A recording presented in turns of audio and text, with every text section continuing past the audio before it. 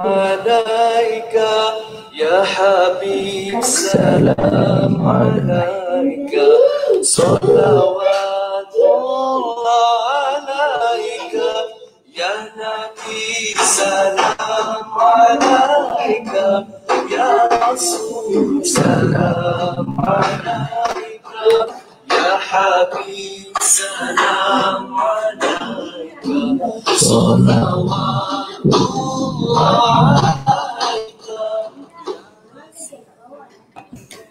Umrah normal baru fasa ketiga, alhamdulillah, insyaAllah. Pagi ni kita nak sembang-sembang sedikit berkenaan dengan SOP-SOP yang dijalankan di Mekah dan juga Madinah, insyaAllah. Khabar semua. Salam alaikum Rasul. Alhamdulillah wassalatu wassalamu ala Rasulillah. Asyhadu an la ilaha illallah wa asyhadu anna Muhammadar Rasulullah. Allahumma salli ala Muhammad wa ala alihi Muhammad. Terlebih dahulu, selamat pagi semua, apa khabar? Be safe everyone. Okay, insyaAllah baru-baru ni kita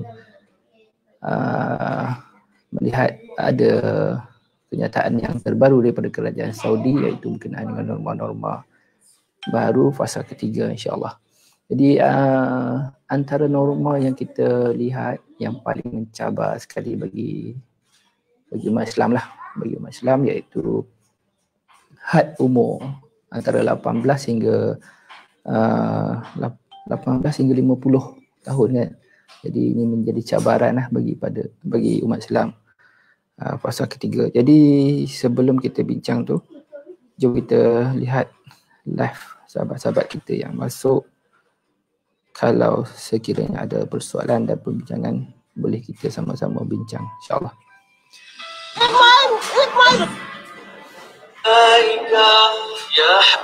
Okey, berkenaan dengan SOP fasa ketiga, kalau kita lihat ada banyak normanya yang kita lihat, tapi yang paling mencabar sekali kita lihat adalah umur lah kan. Jadi kita bincang dahulu satu-satu. Jadi umur kalau kita lihat 18 hingga 50 tahun fasa ketiga. Jadi ada sahabat-sahabat yang bertanya kepada kami lah, yang mendaftar ni nak kena tarik diri ke atau sebagainya macam mana kan. Jadi pada pandangan peribadi saya lah kan, pandangan peribadi saya, ini umrah fasa ketiga sahaja. Fasa keempat kita belum tahu lagi, sebab fasa keempat ni fasa yang mana apabila fasa ketiga yang berjaya, dia akan dapat fasa keempat. Dan insyaAllah fasa keempat ni norma baharunya lebih longgar lah. Antaranya mungkin faktor umur dilonggarkan dan sebagainya. Jadi sama-sama kita doakan lah. Bukanlah umur 18 hingga 50 tahun ni dikekalkan berterusan, tapi untuk fasa ketiga saja. Jadi kita pun sedia maklum, kita faham kerajaan Saudi pun dia takkan halang umat Islam untuk masuk ke Mekah, Madinah dan sebagainya, disebabkan banyak faktor, antaranya yang kita lihat dari segi ekonomi Saudi dan sebagainya. Jadi mereka akan sedaya upaya untuk mempercepatkan, walau bagaimanapun keselamatan paling utamalah. Jadi sama-sama kita doakan mudah-mudahan isu ataupun wabak COVID ni Allah lenyapkanlah di muka bumi ni, insyaAllah. Jadi tenang-tenang dan kita sabar menunggu SOP-SOP seterusnya, insyaAllah. Assalamualaikum Abang Cik, Cikgu, Kak Long Rosida, Safwa Marwah, dan selamat pagi. Selamat pagi. Pagi-pagi ni kita sembang sahaja berkenaan dengan umrah norma ketiga ni, umrah fasa ketiga, norma ketiga pula. Had umur, jadi bagi yang had umur seperti yang telah ditetapkan, iaitu 18 hingga 50 tahun tu, Ini antara yang mana golongan golongan kanak-kanak dan baby ataupun golongan 50-an ke atas tu adalah golongan-golongan yang berisiko. Jadi kita terpaksa akur dan patuhlah untuk ke Mekah dan juga Madinah. Jadi bagi yang berumur 50 tahun ke atas tu, jadi insya-Allah tak ada masalah. Selepas fasa keempat nanti mungkin syarat ni akan dilonggarkan. Cuma fasa ketiga saja. Mungkin sampai hujung tahun, mungkin tahun hadapan kita dah okey dan sebagainya. Wallahu alam, dia bergantung pada wabak COVID-19 ni. Itu pasal berkenaan dengan umur fasa ketiga. Alhamdulillah 1 November kita akan lihat di mana fasa ketiga akan berjalan, yang mana Arab Saudi telah berjaya untuk fasa pertama, fasa kedua. Jadi insya-Allah itu berkenaan dengan had umur. So sekali lagi saya nak ingatkan kepada semua yang telah mendaftar umrah dan sebagainya, pada pandangan saya tak perlulah kita nak refund dan sebagainya, kerana fasa ketiga ni adalah fasa yang sementara saja. InsyaAllah mungkin akan datang fasa keempat, faktor umur ni akan okey kembali dan sebagainya, insyaAllah. Okey, seterusnya berkenaan dengan fasa normal baru, fasa ketiga juga berkenaan dengan yang saya lihat semalam ada banyak juga, saya ada post dekat wall Facebook, iaitu seterusnya adalah apabila fasa ketiga ni adalah ujian swab COVID-19 yang perlu dilalui oleh jemaah di hospital atau klinik yang bertauliah, yang mana ujian perlu dijalankan dalam tempoh 72 jam sebelum berangkat ke Arab Saudi dan berstatus negatif dan bebas dari jangkitan COVID-19. Okey, untuk ni pandangan peribadi saya untuk swab test ni, untuk ujian COVID-19 ni, untuk bagi jemaah yang fasa ketiga ni, pada pandangan saya ini adalah syarat utama airline. Syarat utama airline lah, ataupun mungkin syarat Saudi juga, tapi biasanya lah ini syarat airline pada pandangan saya, ataupun ialah kerajaan telah selaraskan, kerajaan Saudi telah selaraskan. Tapi apabila syarat airline maknanya serius lah. Jadi kita wajiblah kena buat ujian COVID test ni, iaitu 72 jam. Jadi ini syarat airline yang mana kita apabila kita nak menaiki penerbangan pada umrah fasa ketiga ni, jadi kena buat ujian swab test ni. Macam biasalah, kalau tak lepas, kalau positif memang tidak boleh tidak boleh fly lah, tidak boleh melalui penerbangan. Ini antara syarat ataupun norma fasa ketiga bagi warga dunia yang nak ke Mekah dan Madinah melalui penerbangan internasional dan sebagainya. Syarat airline telah tetapkan, yang mana perlu melalui ujian swab test ni, iaitu 72 jam before departure. So ingat yang ini jelas lah. Tapi ni antara syarat airline. Pada pandangan saya syarat ni mungkin akan panjang lah, mungkin akan berkekalan selagi mana COVID ni masih pandemik ataupun masih ada kat muka bumi ni. Jadi ujian swab test ni untuk ke Mekah Madinah, saya rasa mungkin kerajaan Saudi akan ataupun airline akan tetapkan lama lah, wallahu alam sampai bila, selagi ada COVID ni. Jadi ni antara langkah berjaga-jaga, langkah keselamatan yang diamalkan, mungkin diamalkan oleh airline, insya-Allah. Haslina Hasan, Koleksi Yati, Fairuz, Hajah Fairuz, Faiz Fazida, Mustafa Hashim, Cikgu Hashim. Waalaikumsalam. Moga syarat ini akan dilonggarkan sedikit masa lagi. InsyaAllah cikgu, mudah-mudahan fasa keempat akan dilonggarkan.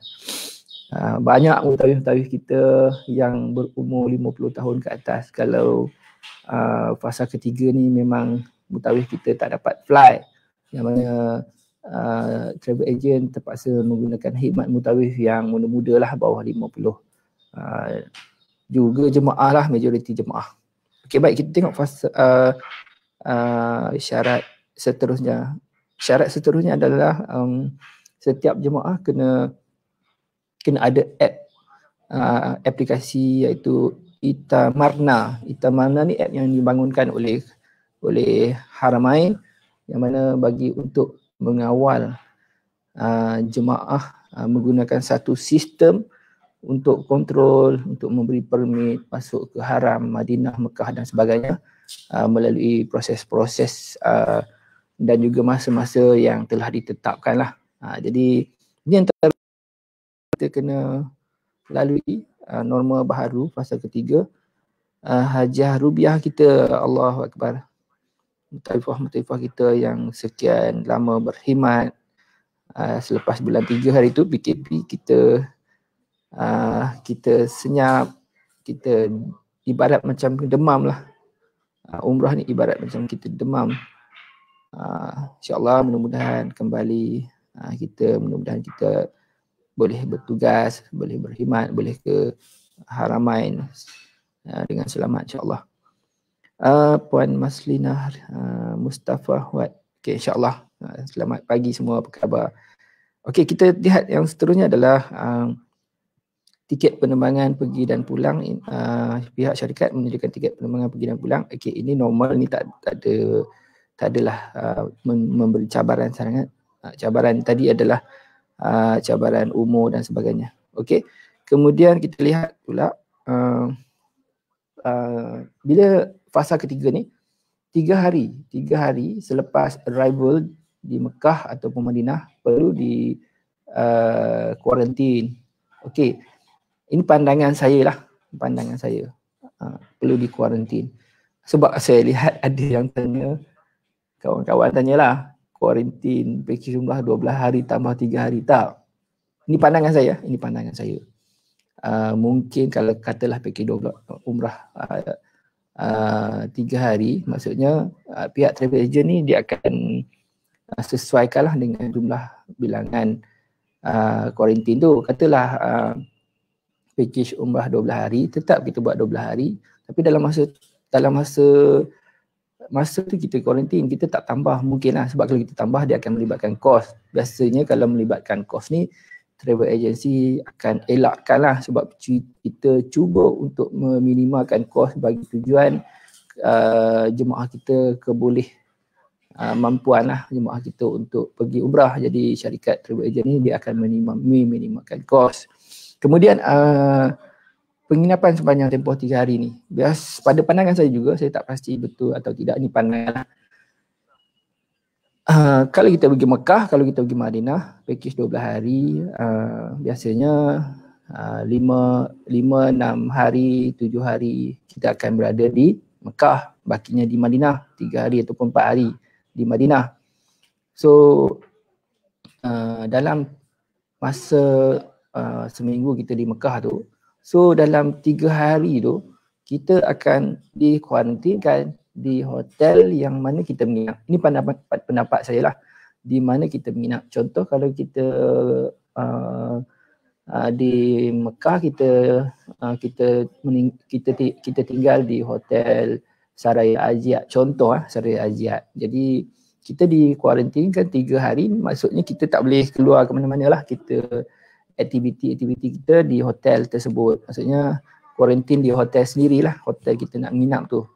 Saya rasa tak mungkin kalau kita perlu menginap di hotel yang berasingan daripada hotel lain. Contohnya kita menginap di hotel di luar daripada Mekah Madinah, mesti kita menginap di hotel Mekah Madinah. Sebab pun kita melalui airline yang kita arrival pun semua kita dah buat test dan sebagainya.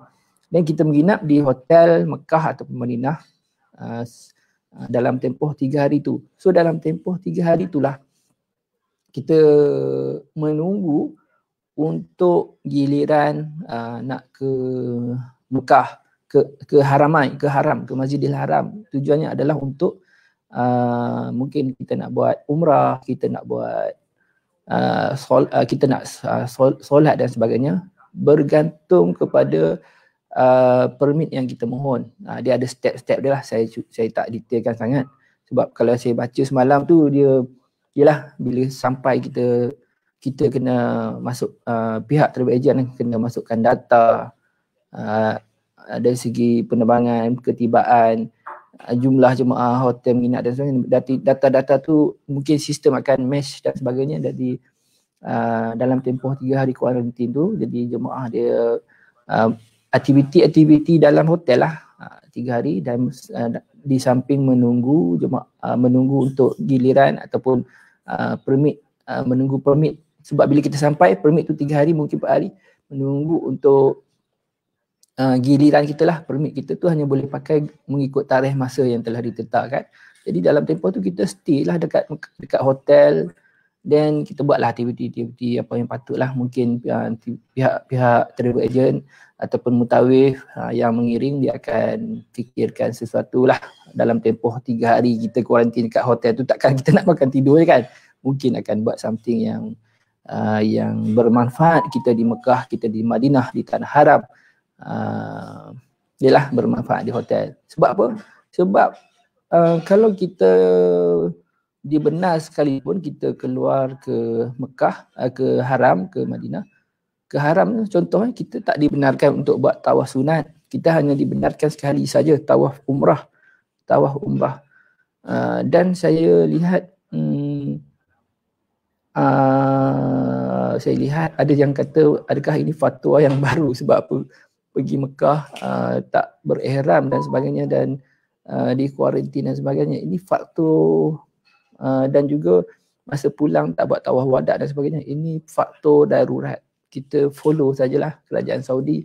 Jadi mereka lebih arif lah apa yang mereka lakukan, sebab keputusan yang dibuat ni bukanlah keputusan yang mudah dibuat. Mestilah mereka duduk, alim ulama, pakar-pakar, dan faktor keselamatan itu dan ini setelah dipertimbangkan, barulah mereka membuat satu keputusan yang paling terbaik lah. Jadi kita sebagai tetamu, sebagai ni, kita follow insyaAllah SOP yang telah ditetapkan. Mudah-mudahan Allah sahajalah yang menilai amal dan juga ibadah kita. Walaupun kita tak dapat mengerjakan ibadah umrah seperti biasa, yang mana kita dapat pergi tawaf sunat dan sebagainya, Allah saja yang menilai. Jadi cabaran ini, sebab pula bila saya cakap cabaran ini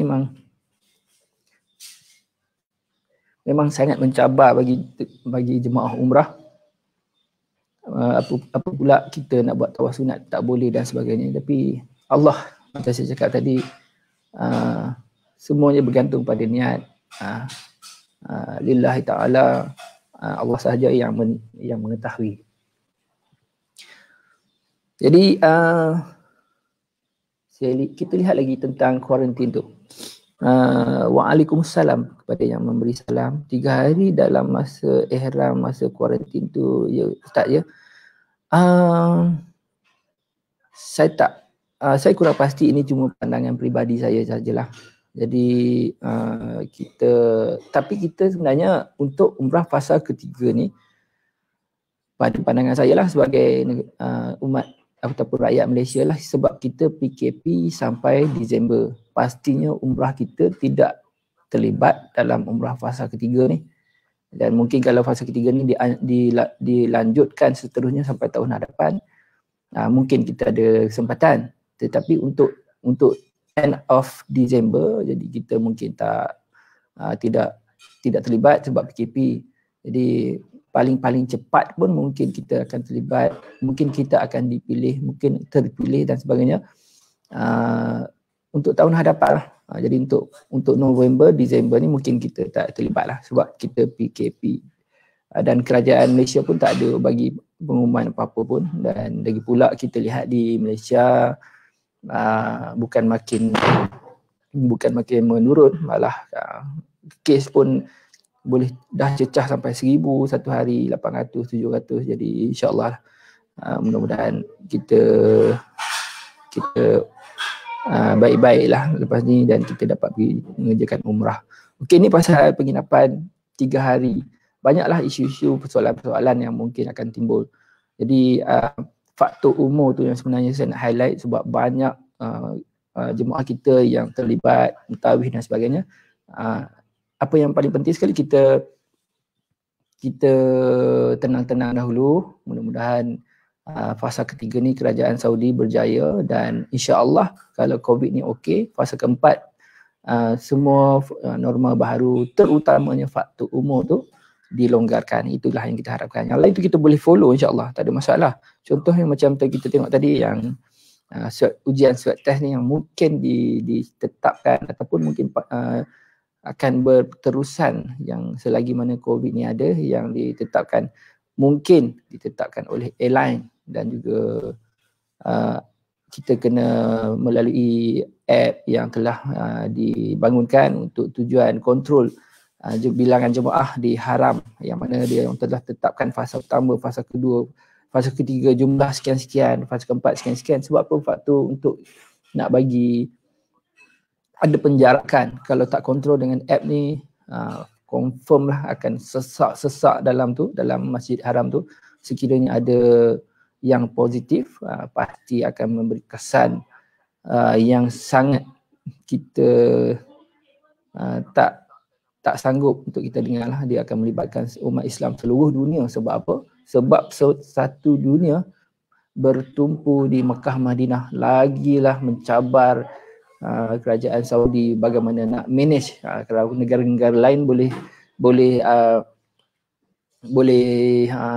kita boleh cakap tidak berisiko sangat, tapi kalau di Mekah Madinah sangat berisikolah sebab banyak negara bertumpu pada satu tempat. Sebab itulah kerajaan Saudi betul-betul teliti dalam merancang fasa yang telah dibuat. InsyaAllah kita follow je. Okay, kita tengok SOP yang seterusnya adalah penginapan. Kita dah bincang tadi, kuarantin 3 hari. Jadi tak adalah sampai panjang kan. Okey, ada soalan-soalan yang saya baca juga dalam komen. Sebab katanya adakah nanti masa balik kena kuarantin? Itu pun saya tak pasti sebenarnya. Kuarantin di Malaysia, kuarantin di Mekah, kuarantin di Madinah, kuarantin di Malaysia. Itu pun saya tak pasti sebab kita belum ada kenyataan daripada kerajaan Malaysia. Kalau sekiranya kena ada kuarantin 14 hari, kuarantin di mana? Di hotel ataupun di rumah sendiri, wallahu alam, belum ada kenyataan. Jadi kalau ada kuarantin sekiranya selepas kita balik umrah ada kuarantin, pastinya tempoh umrah kita jadi panjang lah. Contohnya umrah kita 12 hari, kuarantin katalah 14 hari, dah jadi sebulan. Sebab tu saya ada baca komen, kalau nak pergi umrah kena minta cuti sebulan. Itu antara cabaran-cabaran lah. Ataupun kuarantin di rumah ataupun kuarantin di hotel, dan yang mana kalau kuarantin di hotel pastinya kos akan melambung lah. Yang mana kita akan kos kuarantin tu kita tanggung sendiri dan sebagainya. Jadi kos umrah akan melambung tinggi dan sebagainya. Wallahu a'lam. Mudah-mudahan kita tidak terlibatlah dengan cabaran-cabaran yang sangat mencabar tu apabila kita nak menjadi tetamu Allah, insya-Allah. Kemudian kita tengok pengangkutan ketibaan dan pulang, pengangkutan dari lapangan terbang ke tempat penginapan hotel. Ini pun boleh follow, insya-Allah, tak adalah mencabar sangat. Insurans setiap jemaah, insurans penuh bagi setiap jemaah. Ini pun travel agent boleh follow, yang mana insurans ni mungkin akan terlibat kos-kos tambahan lah. Ini mungkin terlibat kos-kos tambahan yang mana insurans penuh kepada jemaah umrah kita yang terlibat pada umrah fasa yang ketiga. Yang mana sebelum-sebelum ni kita ada visa umrah, visa turis, visa pelancong, yang mana visa pelancong insurans kita kena masukkan, mungkin kita ada insurans sendiri, insurans syarikat, insurans berkelompok dan sebagainya. Kemudian pengangkutan program, pengangkutan yang disediakan secara penuh, full ground seperti di antara masjid ke hotel dan juga mikat serta diiringi pegawai yang bertugas. So ini antara SOP fasa ketiga yang telah disusun atau sebagai perancangan umrah bagi kemasukan internasional, kemasukan umat Islam seluruh dunia bermula pada 1 November nanti. Termasuklah Malaysia, tapi Malaysia saya ingat kalau umrah fasa ketiga ni mungkin selepas PKP lah, selepas Disember, wallahu a'lam. Kita tengok pada keadaan COVID di Malaysia. Dan bagi yang berumur 50 ke atas, 18 hingga 50 ke atas, baby, kurang daripada 18, kanak-kanak dan sebagainya, kita tunggu umrah fasa yang keempat, yang mana syarat dan juga norma baru akan dilonggarkan. Jadi mungkin fasa ketiga ni tidak sesuai bagi golongan yang berumur seperti yang tersebut. InsyaAllah mudah-mudahan COVID ni selesai dan kita dapat pergi umrah dengan selamat. Itu saja pagi ni saya nak sembang-sembang. Diharapkan ada sedikit info sekadar pandangan peribadi saya. Jadi mungkin menjawab soalan-soalan, pertanyaan-pertanyaan, komen-komen dan sebagainya, dan juga apa yang diharapkan membantu untuk kita membuat perancangan sebagai tetamunya. Sebab apa? Sebab kita rindu dengan Baitullah, kita rindu dengan Rasulullah, dan mudah-mudahan niat dan juga kita dijemput sebagai tetamunya, insya-Allah. Mudah-mudahan Hajah Rukiah, Hajilah, Nur Faizah, Cikgu Hashim, hotel masih berlima atau masih macam mana? Okey, Cikgu Hashim tanya, di Mekah, Madinah nanti sebenarnya banyak isu-isu yang soalan-soalan yang kita tak boleh nak jawab lagi selagi belum ada SOP kerajaan Malaysia ataupun kenyataan-kenyataan yang boleh kita sebagai travel agent merancang. Yang mana banyak soalan. Tambahan kos, berapa kos yang nak tambah? Tapi itu pun kita tak boleh nak decide lagi selagi SOP kita tak dapat dengan jelas daripada kerajaan Malaysia dan sebagainya. Jadi contoh soalan Cikgu Hashim tadi, hotel bilik berlima atau macam mana? Kalau dia orang tetapkan katalah hotel di Mekah Madinah tu, hotelnya pada asalnya kita susun, kita cuba maksimalkan tiap bilik berlima. Tapi katalah untuk faktor penjarakan ni dia orang nak disusun setiap bilik bertiga, pastinya kos akan melambung. Contohlah. Jadi belum ada kepastian lagi cikgu. Kalau ada kepastian dan SOP barulah kita boleh merancang SOP yang diumumkan oleh kerajaan Saudi dan juga kerajaan Malaysia. Barulah pihak travel agent boleh merancang dari segi tambahan kos dan juga lain-lain hal lah. Sekarang ni kita tunggu dan lihat, kita sabarlah, insya-Allah. Mudah-mudahan soalan-soalan tu kita tak boleh nak jawab, kita hanya boleh membaca di kenyataan surat khabar dan sebagainya. Selagi SOP tak keluar, kenyataan kerajaan tak keluar, kita tak boleh merancang lah. Kalau kita rancang pun, kita hanya boleh mendaftar di travel agent sebagai jemaah yang mana tarikh, harga tidak boleh tidak confirm lah. Itu antara cadangan lah. Kita boleh mendaftar, kita boleh booking awal, yang mana banyak travel agent dan juga termasuk Tiram Travel masih dan sekarang menerima pendaftaran. Cuma kita tak boleh nak confirm tarikh dan juga harga. Harga mungkin akan naik lah, mungkin. Tapi berapa jumlahnya tak pasti lagi. Tarikhnya pun tak pasti lagi. Kita cuma boleh buat kita boleh ramalkan saja, cuma tidak pasti lagi selagi belum ada kenyataan ataupun statement daripada kerajaan Malaysia, kebenaran dan sebagainya. InsyaAllah mudah-mudahan kita akan sampai sama-sama. Cikgu Mus, Cikgu Mus, satu lagi saya nak minta Cikgu Mus share lah, kalau Cikgu Mus free lah kalau Cikgu Mus melihat live saya. Nanti hari tu saya ada dengar Cikgu Mus ada bagi kuliah masa-masa pensijilan mutawif berkenaan dengan menguruskan stres atau mengurus marah. Jadi kalau cikgu free nanti nak ajak cikgu share, ialah cikgu bukan kaunselor, memang bidang cikgu, share tentang bagaimana untuk mutawif menguruskan stres, menguruskan marah. yang mana kita akan khususkan kepada jemaah mutlak kita yang akan menguruskan jemaah lagi-lagi pada fasa ketiga, fasa keempat yang pastinya mencabar, insya-Allah. Mudah-mudahan. Okey. Selamat pagi, salam Maulidur Rasul. Allahumma salli ala Muhammad wa ala Sayyidina Muhammad. Rindu Rasulullah, rindu Baitullah. Jadi sekian dulu. Kita jumpa lagi dalam sembang-sembang Haramain. Mungkin tak membantu sangat perkongsian saya, tapi sekurang-kurangnya boleh mengubat rindu kita di Haramain, di Rasulullah dan sebagainya, mana sekian lama kita telah terhalang oleh PKP ni daripada bulan 3 sampailah bulan 10, 11, 12, tak pasti lagi lah sampai bila. Dan kalau sekiranya tahun hadapan kita dapat pergi umrah, mungkin Januari, Februari, Mac, ataupun kalau tak boleh mungkin Ramadan, ataupun mungkin musim hadapan. Kita sentiasa sabar menunggu apa jua orang kata apa jua halangan ataupun cabaran SOP yang ditetapkan, umat Islam satu dunia akan pergi sampai kiamat, akan pergi. Ini adalah berkat doa Nabi Ibrahim yang mana perasaan dan rindu umat Islam di Haramain, di tanah haram, sampai kiamat lah akan ke sana. InsyaAllah mudah-mudahan niat dan usaha kita dipermudahkan. InsyaAllah kita jumpa lagi. Assalamualaikum warahmatullahi wabarakatuh. Wabillahi taufiq wal hidayah. Wassalam. Salam Maulidur Rasul. Terima kasih semua kepada yang melihat dan jom kita sarapan.